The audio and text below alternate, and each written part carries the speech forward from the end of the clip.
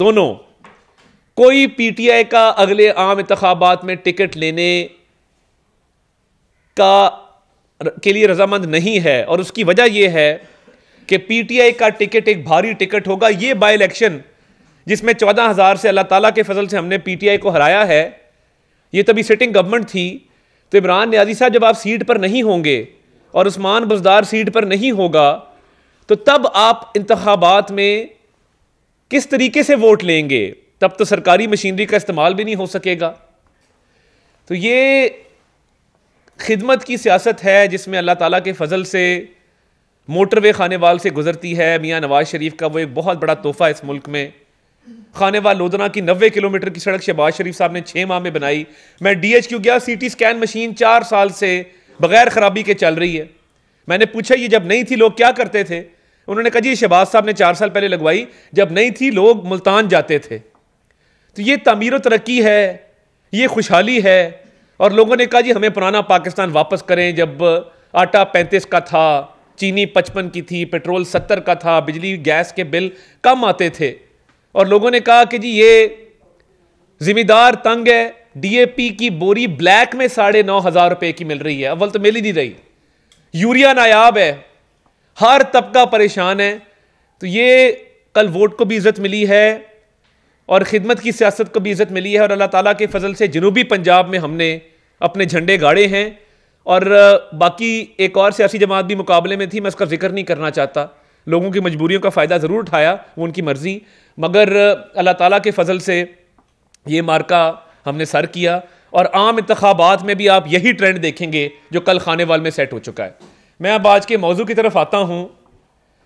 हमारी कुछ इतलात हैं कि आज से चंद हफ्ते पहले इमरान नियाजी साहब ने अपने वज़रा पर सफरी पाबंदी आयद की थी और 3 माह के लिए अपने वज़रा और मशीरों को बाहर जाने से रोक दिया था।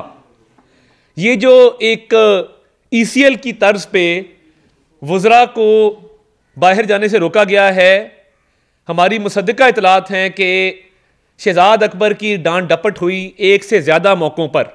और कुछ ऐनी शाहिदीन ने हमारे से भी वो अहवाल शेयर किया कि इमरान नियाजी साहब ने पूछा कि भाई तुमने मरवा दिया है, 3 साल हो गए हैं, सबकी बेलें हो जाती हैं, हाई कोर्ट कहती है करप्शन नहीं है, सुप्रीम कोर्ट कहती है शहबाज शरीफ इज़ द गुड गाय। तो ये बताना पसंद करोगे कि तुम ये जो फाइलें लेके आते हो यह क्या पलंदा है? और उनकी सरजनिश की गई 1 से ज़्यादा मौक़ों पर। उसके बाद शहजाद अकबर ने बैरून मुल्क राब्ता किया और अपनी रिहाइश का मुनासिब बंदोबस्त और बाकी मामलात बाहर शिफ्ट करने के हवाले से कॉलें की, जो कि ट्रेस हुई। जिसके बाद इमरान नियाजी साहब ने तमाम वज़रा पर सफरी पाबंदी आयद कर दी। शहजाद अकबर साहब ने 3 साल में जितने केसेस बनाए हैं झूठ का पलंदा हैं। एक भी केस उसमें एक धेले की करप्शन आज तक ना साबित हो सकी है, ना इंशाल्लाह साबित होनी है। और शहजाद अकबर साहब जब जान बचाकर यहां से भाग रहे थे, क्योंकि उनको नजर आ रहा था कि इमरान नियाजी के भी दिन गिने जा चुके हैं, तो ये तो मामलात खराबी की तरफ जाएंगे। तो इससे पहले कि मामलात ख़राब हों तो मैं राह फ़रार इख्तियार करके बाहर कहीं पर रिहाइश इख्तियार कर लूँ। तो ये सफरी पाबंदी का पस मंज़र है। और इमरान नियाजी को डबोने वाला शख्स, इमरान नियाजी को इंतकाम की आग में जलाने वाला शख्स शहजाद अकबर मीडिया ट्रायल का मास्टर्स है। इसने मीडिया ट्रायल में PhD की हुई है। मैंने गुजारिश करूंगा कि आप अपना YouTube चैनल शुरू करें और ये इस तरह के मामलात वहां ज़रूर डिस्कस किया करें, क्योंकि अदालतों के अंदर अब आपके पास कहने को कुछ नहीं रहा। ये 3 साल से टी फलां आ गया, फलां चला गया, इतने पैसे आ गए, उतने पैसे चले गए। जब कोर्ट में जाते हैं तो कोर्ट कहता है कि यहां पे मामलात ही कोई नहीं है। और FIA के केस में 1.5 साल के बाद चलान पेश करना अफसोसनाक है, शर्मनाक है।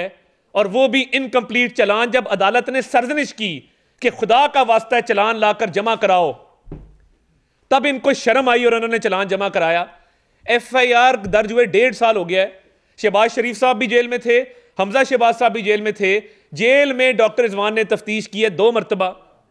जब दिल करता है कोई नया केस बना देते हैं तो आपको जवाब देना होगा, और आपके केसेस पे भी मलिक अहमद खान साहब रोशनी डालेंगे। तो मैं सिर्फ इतना कहना चाहता हूं कि शहजाद अकबर, तुम्हारे से झूठा शख्स कुर्राए अर्ज पे कोई नहीं है। अपनी नौकरी बचाने के लिए इस तरह के झूठ मत बोलो।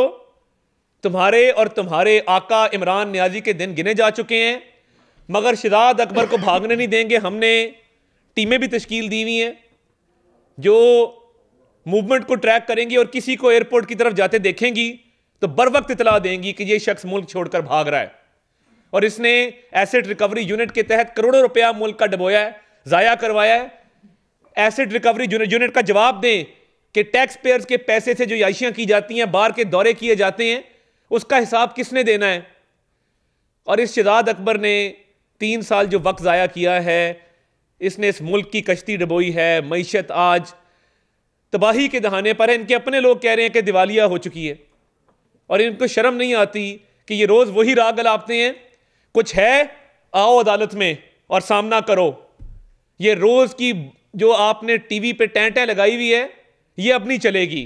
आप रोज एक नया पलंदा उठाकर ले आते हैं। अदालतों ने ये पहले भी उठा के पलंदे बाहर मारे, इंशाल्लाह बाद में भी मारेंगी। मलिक अहमद खान साहब बात करें।